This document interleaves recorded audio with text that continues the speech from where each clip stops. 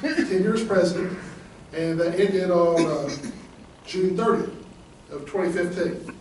And so the perfect attendance people, these are the folks that had 1 year of perfect attendance. As I call your name, please come around here to the front.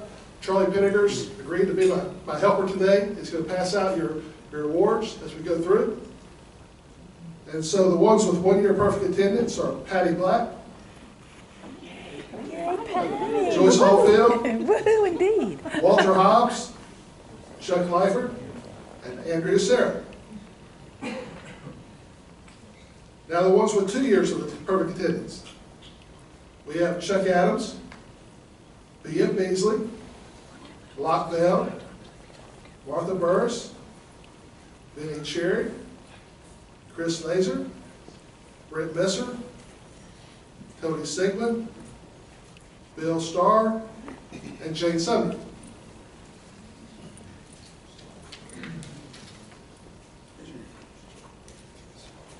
The 3 years perfect attendance. We have Will Curran, Greg Deals, Donna Elliott, Cindy Moose, Jeff Pruitt, and Ring Stafford. And you notice as we went up in time, the number of names got smaller and smaller. Right? These are the folks that have between 5 and 10 years perfect attendance. With 5 years, we have Cheryl Loggins and Charlie Penninger. Think you can handle that. 6 years, we have Tim Grooms, Donna Lockett, Cheryl Rhodes, and Candy Thomas. 8 years, we have Don Warren and Dick Farrell. And with 9 years, we have Stephen Long and Matt Gibbons.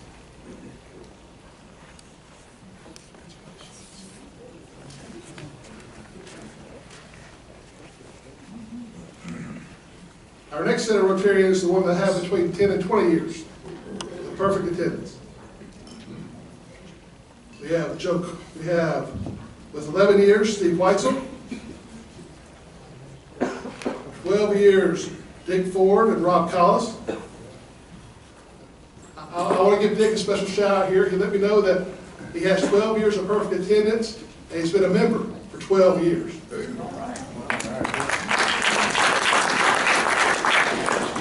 With 16 years, we have Don Lineberger, Darren Parham, and Barbara Voorhees. And with 18 years, with Joe Carter. Now our last set, I'm going to call them up here one at a time because they have 20 plus years of perfect attendance. I just hope they're here. Steve Driscoll. I saw Steve earlier, I think he might have had to step out. Scott Scarborough, 22 years.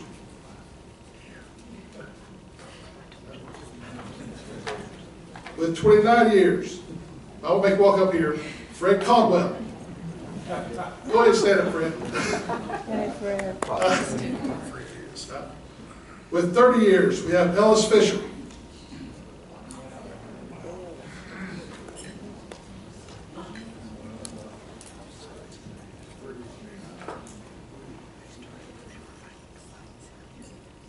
And our longest serving Rotarian with perfect attendance, with 32 years of perfect attendance, is Bob Sitz. Once again, so once again, attendance is an important part of being a Rotarian. Just like we talk about fellowship, our other element is having attendance to our meetings. And I think everybody needs to be really celebrated for this perfect attendance we've shown. Thank you.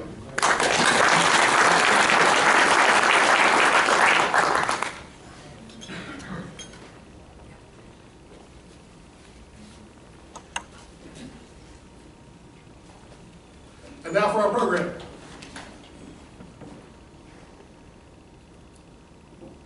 This last June, I had a really special opportunity to go to another land and experience another culture, another way of life. And by going and attending this Rotary's International Conference. And you all might know this about President Chuck, but I am really a homebody at heart. You know, this whole idea of traveling outside the country is sort of not a comfortable area for me. It was the first time I ever left the country. You know, heck, I pretty much don't like getting outside the eastern part of the United States. You know, let alone going all this way. But having the opportunity to be a president of our club, you know, you have to step up and go outside your comfort zone more than once, and I had a chance to be a part of it, of which going to this conference was one. You know, and this particular conference was in Sao Paulo, Brazil. And I want you to notice the logo they have on here. You know, it's an interesting logo with the great people come up to the side. We'll come back to that again in a couple of minutes. A lot of people wonder where this particular city is. Sao Paulo is the largest city in South America. You can think of it as equivalent to New York City of the Southern Hemisphere. It's a really large place. The country of Brazil, you know, is fairly a unique place to go to. It turns out they have very specific requirements into the country. You have to do a visa. You have to be approved by their embassy. You have to have all these details in place. And I have to give special thanks to one of our members here that's among us. That's Patty Black. When I started undergoing this thought process of going, and Ring gave me wonderful advice. She said, Chuck, start early. Start early when you're planning to go someplace, especially someplace that's almost 5,000 miles away. You know, about how to go away, this particular thing. And Patty, with her AAA things, went all the way through the things with it, of how to get us lined up and be able to go down and attend this thing. And so I fulfilled the obligations and went through the stuff and was able to go through and fly that. If you see, Sao Paulo is on the same part of the same state area of Brazil as Rio de Janeiro. It's also going to be the focal point of the Olympics for this upcoming year. Now, I just want to share this comment from the U.S. State Department's webpage describing Brazil. It says it's the 5th largest country in the world. Brazil is a Portuguese-speaking country with a robust economy. It consists of 26 states and a federal district. Tourist facilities are excellent in the major cities, but vary in quality in remote areas. Disease alerts exist. So we have that going for us. Some of my impressions when I arrived. It's a city of skyscrapers. You go in, it's a very modern-looking city with giant skyscrapers, and mixed in amongst it, you see the red roofs of these traditional structures that are there. It's very, very large as far as the city's concerned, as far as you can see. It also has the largest per capita number of helicopters than any place in the world. Primarily, I think, to get around, because traffic is horrible. They built the infrastructure and things in place to be able to get around, and basically traffic was congested like this about every day when we're going to the conference and back. They had us staying in hotels and scattered places around the city with a bus that took us from our hotel up to the conference center, and we go in and we have the traffic jam to fight through. Going from the airport to center city of Sao Paulo, if traffic was average normal, it takes about an hour. In high traffic times, it takes 3 hours. And 3-hour rides for short distance is not uncommon. I found it to be a very pretty city. We went there. Basically, part of their zoning regulations and things from their influence and things that came through, if you're going to be allowed to build a major skyscraper structure, Brazil requires you to also have a certain percentage of green space as part of it, as well as art of a Brazilian artist has to be featured on your green space that was there. So it was very, very interesting as far as walking around with all the exhibits and the displays and the street art and things like that that was there. Every day we went to our conference, we went through the main park. I think it's Equibera Park's the name of it. I think, you know, Central Park in New York City. Large, massive green space, and right centerpiece focal point of it is this statue. And this is the statue that they use for the logo of the conference. You know, I thought it was an interesting statue because basically it's two fellows on a horse, followed by a long line of basically native people that are pulling a giant boat. And it turns out what they're commemorating is the explorers in the 16th century that explored Brazil. And I'm not going to try to pronounce the Brazilian name of the thing, but basically they explored by traveling through the trails and things and carrying their canoes with them. They came to rivers and they explored and they found the diamond mines and the other mining facilities, the great trees and all the things. So it's basically the natural resources that became the backbone of the Brazilian economy. And there was graffiti everywhere. Everything, basically every flat surface that was there had graffiti drawn upon it. And basically Brazil chose to embrace their graffiti as an art form as opposed to being vandalism. And so basically it was encouraged. We had all sorts of really interesting images and things that you saw wherever you went. So we made it to the conference. Now, like I said before, going to the conference is sort of outside my comfort zone as far as the thing to do. You know, I will say it was interesting in our particular hotel. There was folks there from, some folks from Argentina. There was some folks, big group from Turkey that came together. There were several people from Chile. And we're all there together for the same thing, to go to the Rotary Conference. And, you know, you look for the little Rotary wheel, wherever you went, and you knew you found somebody you could talk to and felt comfortable being around. Not always the place everywhere you went. You know, I will say that going to the conference, there was giant facilities as far as the things they had there. Very, very large, to accommodate a very large crowd that came in. Something interesting happened by our conference, and I still don't understand it. You know, I almost hesitate to tell you all about it, but maybe somebody else can explain it to me. For some reason, there was a lot of folks that were from the Asian countries, like Taiwan and countries like that. They kept running up wanting to have their pictures made with my wife and I. And I never could really understand. They'd run up and want us to have the picture made. They'd show their camera and we'd nod yes. They'd smile and stand between us and have their picture made. And I'm not sure if it was some sort of scavenger hunt or maybe they thought I was, I'm not sure, you know, from Disneyland. I'm not sure. But for whatever reason, you know, we were quite an attraction, I noticed, walking among the facility. So we have that going for us. Going to the conference itself, there was a lot of, you know, basically each one of the meetings and sessions we went to, I know certain themes and things that came out. And one component of a Rotary International Conference, and I want to share this with you because, as I've said in our bulletin, in 2 more years, the Rotary International Conference is going to be in Atlanta, Georgia.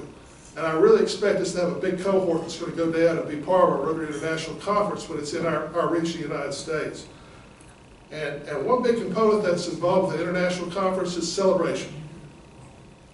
You know, the thing opened up with a flag ceremony that was just really a special thing to see, as far as naming off 150 countries. You know, some countries I'd never heard of before, but with those 150 countries that were named off, and bring their flags forward and having the people cheer and celebrate and be recognized as far as attending the particular conference. You know, a lot of presents and awards were given back and forth between various dignitaries and things that happened here. You know, here's our Rotary International Director giving a reward to the Governor of Sao Paulo. To me, it's a very special moment when they brought out the torch designating that India was now polio-free. You know, I don't think you all remember last May that Ring arranged for us to have the world's greatest meal here. Susan Ray from Australia came in and she brought this same torch, the exact same thing, to our club for us to see and be a part of this eradication for our efforts to eliminate polio. And to see something that was here and part of our same venue and things like that, and watching it go forth in this international venue like Brazil was sort of a special moment for me to watch it be a part of. And it was also entertainment at all the facilities. This particular lady was really special. This was just one of many, many different types of things that came in that was highlighting the entertainment component that made up of Brazil. So the second component as part of international conference is information. Lots of information. You can find out anything about Rotary that you've ever dreamed or imagined you want to find out about, and projects and things that are going on. You know, this particular group was providing reading books for school children. You know, they had an area set up in the particular conference. It was called the House of Friendship, which had little booths set up for people that had projects going on. They're allowed to set up a booth to talk about their project and share with people things they want to highlight and showcase and be a part of. And this particular group was acquiring books for elementary schools that was coming in. And they got these books written their native language they had, and were providing that for the elementary school. That was a feature project that they wanted to share. They also had a lot of outbreak sessions that happened. This lady was a top model in Brazil that basically adopted as her civic cause the issue of polio that came in. She didn't have a breakout session, but I really liked the picture, so I wanted to include that. Okay. And they had demonstrations. And people that came up, this is like the one group that has these disaster kits that come into play. We have a tent, supplies, everything put together. That's a little disaster kit that can bring in areas of emergency relief that come in. You know, things like this, you know, just one example. You all also remember 2 years ago when we came in to make the little meals. They came in with the little plastic pouches. They also had a table of those set up. They made 100,000 meals as part of the conference during the 4 days. They finished in a day and a half as far as packaging those meals. The next component we want to share as part of a conference was inspiration. You know, I had a really good component as far as coming in to really, it's sort of humbling to see and hear the things that were done. This particular lady that came in and talked, her name was Kay Dantas. She is an alumni of the Rotary Peace Center, and she is also now, she's a native of Brazil, and she currently works as a Latin American Caribbean Policy Director for the International Culture for Missing and Exploited Children. You know, she studied at the Rotary Peace Center that was located here at the Duke University of North Carolina Peace Center here in North Carolina. So she did her studies and things here in the United States, and that was the things that she was bringing to bear as far as she's going forward. Of course, we had a special presentation by Bill Gates. He is, of course, the major donor with the Bill and Melinda Gates Foundations behind our polio eradication efforts. And we also had a presentation by Nobel Peace Prize laureate and former President of Costa Rica, Dr. Oscar Arias. You know, I will say his was an interesting story. I wasn't really aware of before. One of his big things that he's famous for was basically he disbanded the military of Costa Rica and used that money that had previously been spent on the military to address internal social issues and problems they had within their country.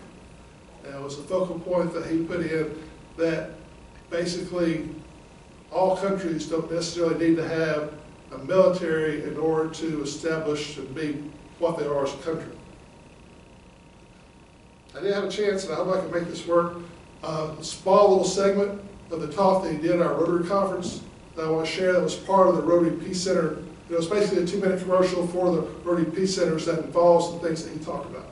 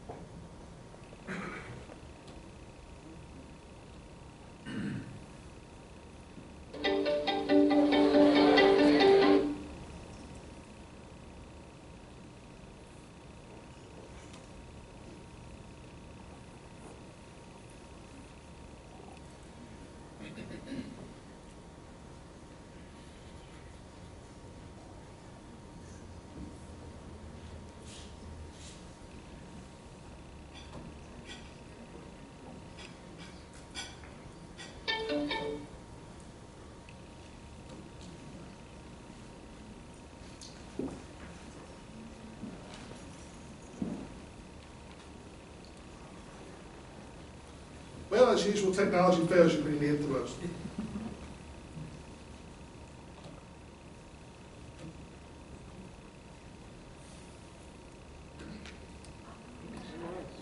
So basically, his point was, there comes a time when you go through, you have to decide where your priority is going to be. And in his country, his primary concern was dealing with poverty that he had. And so he wanted to invest his money in his country in upgrading their infrastructure and educational facilities and medical facilities that they had in place. And by doing that, be a focal point of education and medical treatment throughout the world, rather than invest the money into a small military that his country could provide. So he was able to do that, and that's one of the things they've done to help Costa Rica advance and achieve things that they've been able to achieve in their country. The final component that I really pulled from this thing that I will make sure everybody's aware of is what I call prognostication. They started talking a lot about the future, of where Rotary International is going to be going from this point forward. And one central concern is membership. Basically, in the last year, our number of members has increased worldwide by 47,000 members. But pretty much we've stayed consistently at 1.8 million members nationwide for the last several years. So it's going to come a time where we're going to have to start expanding what we're doing as Rotary to expand more and more members to bring them in as part of our organization. That's going to involve things like social media, web page interaction, better communications that come in. E-clubs has really got a lot of focus and attention as ways of going forward. And our foundation giving. This gentleman here, his name is Steve, and forgive me for mispronouncing his name because I know I will, but it's Kalilea, K-I-L-L-E-L-E-A. He's the founder and executive chair of the Integrated Research Limited. And he's basically successfully formed and sold off 2 major software companies. He has lots and lots of money, and he's basically decided to give the money away with his foundation going around the world. But he is insisting, what he's trying to tell Rotary is that things need to be sustainable projects that are going forward. And basically using an entrepreneurial spirit that he uses in business, to identify business, and apply those same principles as far as the things he's going to fund as projects in other countries, which means they need to be things that are sustainable, interventions that can be replicated, and things that actually are addressing the root causes of the areas of whatever the problem is. It's not going to just be a matter of buying stuff for people to be nice. And so what's next? Basically, Rotary seems to pretty well decide that the war on polio, the end's in sight. Sometime probably within the next decade, we're going to achieve our goal of eradicating polio as a disease of significance that exists in the world. And so what's going to be the next thing for Rotary? And I've really got a sense about 3 different projects sort of coming out to the forefront, really vying for being that next major funded project. And one of those, of course, is the Peace Centers. To expand the Peace Center project throughout the world and having more people involved with these elements of peace, to expand it beyond a graduate school level, to drilling it more down into the infrastructure throughout the world of the educational system. The second is waterborne disease. Rotary started back in 1905 with a water project in Chicago that came into bear. Basically, it's expanded, as we talked about with our efforts with the Shorte Indians and other places. Water is an integral component of life. But yet the #1 source of disease that still exists, basically in the world, is transmitted through water supplies. And it could be a very admirable goal of Rotary to try to provide safe water resources for all the areas of the world. To eliminate the waterborne diseases. And the third war that's vying for a place is poverty. To focus on initiatives and efforts to end poverty, to start gainful employment for everybody to sort of aspire towards. And I see those as being all things that are coming forward, and I fully suspect one of those to emerge forth as being what the focus is on Rotary. The last component I was going to mention is the entertainment. One of the things when you go to a conference is you get to go with your other fellow Rotarians and get to experience unusual things you've never seen before. And one of the things they had down there as far as our Rotarian experience was a carnival celebration and parade. What I envisioned is that we were going to go into some public event that was already going on that we could put. No. I underestimate Rotary International. They set this up special for just the Rotarians, a special meeting. I guess it makes sense if you have international dignitaries from all over the world coming together. You know, you're going to control the environment you're in. Basically, we walk from our conference center next door to an area they call the Sambadrome, which is actually the main grandstands that are on the start-finish straightaway where they hold the Open Indy Car Grand Prix car race every year. And they walked us over to this car racetrack stadium, and they set us up in this facility, and they proceeded to have this particular carnival show. The entire way walking over there had a corridor of federal police officers to provide security the entire thing. The whole place was surrounded behind big fences and stuff. It was a very secure location. So nothing was going to happen to anybody that was there. This particular picture here is the grandstands that we went in. That's all filled with the Rotarians from the conference.